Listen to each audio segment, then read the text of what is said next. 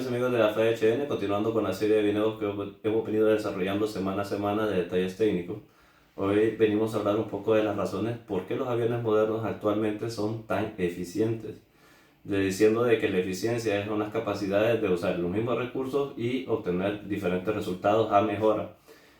Entonces vendremos poco a poco haciendo un pequeño análisis de qué cambios pequeños pero significativos han hecho los ingenieros en los aviones para poder alcanzar y tener el mismo rendimiento que o los alcances que estamos viendo actualmente con las características que ya estaban en la aviación establecida. Haremos una pequeña comparativa donde podremos demostrar o ver cómo la ingeniería ha permitido de que los aviones tengan cambios, como les he dicho, pequeños, pero que son muy relevantes y han hecho que los aviones tengan esta eficiencia. Comenzando con la cooperativa, vamos a agarrar un Boeing 747. Nosotros físicamente podemos ver, tiene 4 motores instalados, tiene una envergadura proporcional a un 787. Era un referente en la aviación en su tiempo, todavía es la reina de la aviación, por su construcción, su modelo y su elegancia, y sobre todo por su alcance que tenía. Era uno de los aviones que nosotros podíamos cruzar seguro, hacer un viaje transoceánico sin problema.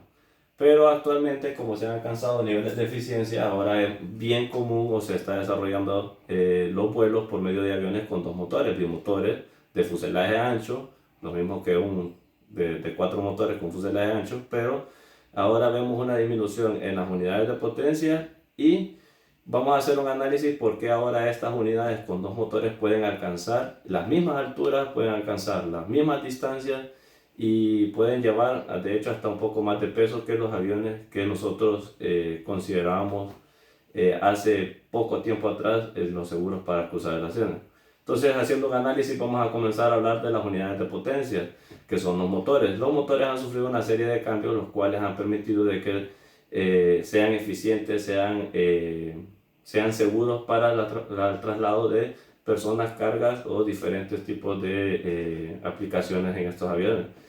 Como primer lugar, vamos a hablar que la construcción de los aviones ha cambiado. La construcción de los aviones ha cambiado en el aspecto de que ahora se usan materiales para tratar de disminuir o para disminuir el peso en el motor.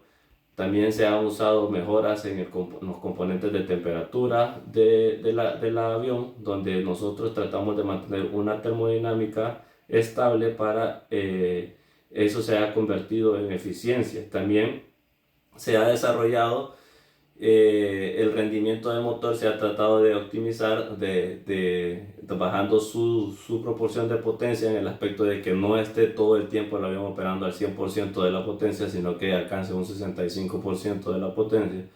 También hemos visto sus etapas de enfriamiento, los cuales permiten una estabilidad muy acorde a las capacidades del motor. Entonces haremos una pequeña descripción, vamos a hacer ejemplos técnicos. Miren, en el caso del motor que está usando el MAX o el Airbus, el LEAP, ese motor, en el caso del Airbus es el 1A y en el caso del Boeing es el 1B. Esos motores están construidos con 18 aspas, las cuales están, el borde es de titanio y el resto de las aspas están hechas de fibra de carbono. Eso le permite que la construcción del avión, tomando como ejemplo eso, la construcción del motor sea más liviana, porque estamos usando un material resistente, más resistente que el acero, en el caso de la fibra de carbono, pero más liviano que el aluminio. Entonces, eso se transfiere realmente en economía para el motor. Ese peso que dejamos de arrastrar por querer hacer girar las aspas que están adentro del motor, disminuye la vibración, disminuye la temperatura, y todo eso va proporcional al ahorro del combustible. Otro ejemplo que les puedo dar es que los ingenieros analizaron de que el motor, si está a una temperatura constante, agradable, normalizada, no está tan elevada ni tampoco tan frío, la eficiencia térmica del avión, del motor, va a ser muy buena. Entonces les vamos a dar un ejemplo. ¿Qué hicieron para enfriar el aceite que está en el motor? Usaron un intercambiador de calor donde tomaron el combustible del ala que viene almacenado, que viene muy frío, lo tomaron y lo pasan por un intercambiador donde el mismo, son de 2 vías por decirlo así, el mismo aceite caliente entra por un lado y el combustible frío entra por otro lado y en un punto se encuentran y hacen un intercambio donde se baja la temperatura del aceite y se incrementa la temperatura del combustible. Ese combustible precalentado es más fácil de encenderse en la turbina porque ya viene como precalentado, y el aceite preenfriado entra de nuevo al motor y le da una estabilidad termodinámica al mismo, y lo cual se traslada o se mira beneficiado en el consumo de combustible y en la eficiencia térmica del motor. También hablamos del enfriamiento de los motores. Antes los motores no se consideraba, o sí se consideraba la termodinámica en ellos, pero ahora se enfrían de una forma. Por ponerles un ejemplo técnico, en el caso de los motores que ya les he denotado, para encender el motor se hace un preenfriamiento del motor. ¿Por qué? Porque es un solo eje que está conectado al motor, desde el ventilador que nosotros miramos, o lo que le podemos decir aspa, hasta la turbina donde se genera la potencia. Es un solo eje.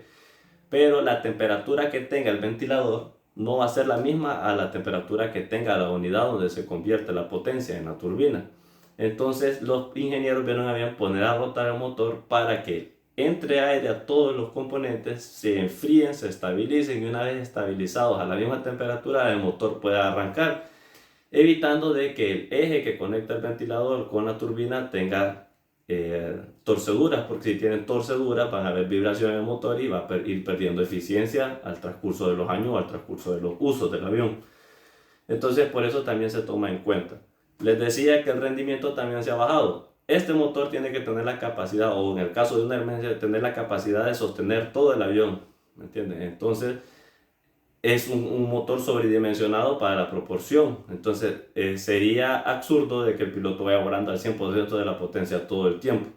Entonces, y también evaluaron de que un motor que está full potencia todo el tiempo va a consumir más combustible que un motor que esté al 60, 65, 70% de su potencia.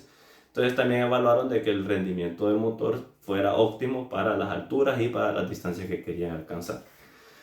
¿Qué otros cambios significativos se han tenido? También en la estructura del avión se han considerado la implementación de materiales compuestos. ¿Qué partes se han usado como materiales compuestos? Pues se han decidido tocar los bordes de ataque, también las unidades de control de vuelo, los alerones, el timón de dirección, timón de profundidad, flaps, slap, spoiler, los cobertores del motor. Se han ido evaluando y han ido utilizando materiales compuestos como ser fibra de carbono, fibra de vidrio, epoxi, algunas coberturas epóxicas y fibra de carbono en diferentes puntos del avión, y esto se ha hecho de que el avión sea más liviano y por ende tenga mayor capacidad y menos consumo de combustible. Otra de las cosas que netamente está relacionado con la eficiencia del avión es que al piloto, en el caso de su manejo o en el caso de tomar decisiones en la aviónica o en la información que le llega a él, es solo la fundamental o la necesaria. Entonces el piloto no sufre de distracciones innecesarias, sino que él se mantiene focalizado en la tarea que está desempeñando. Por darles un ejemplo, en el caso de cuando él realiza un takeoff o un despegue, el avión o la aviónica o la información que está presentada a él está orientada a que él efectúe correctamente el despegue, y se le va a presentar la información necesaria a él para que él efectúe correctamente el despegue.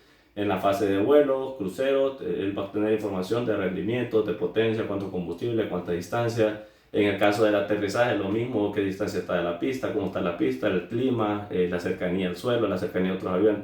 Entonces, la aviónica también ha permitido de que la información que llegue al piloto sea más eficiente y que la toma de decisiones de él sea más corta, y eso hace que ahora los espacios que están muy saturados de aviación puedan ser optimizados. Y el último de los recursos que se ha visto o que se ha tomado en cuenta para poder hacer los aviones eficientes es que ahora ya hay rutas preestablecidas como ya existían antes, pero se han ido reduciendo los espacios, la separación entre ellos, el espacio vertical entre ellos se ha reducido, ya pueden volar más cerca porque ya la instrumentación y los entrenamientos los ha permitido, más cerca también lateralmente hablando, porque también la implementación en primer lugar, de la aviónica o de la automatización de los procesos del avión se han modernizado, pero también las capacidades de los pilotos para poder efectuar estas tareas.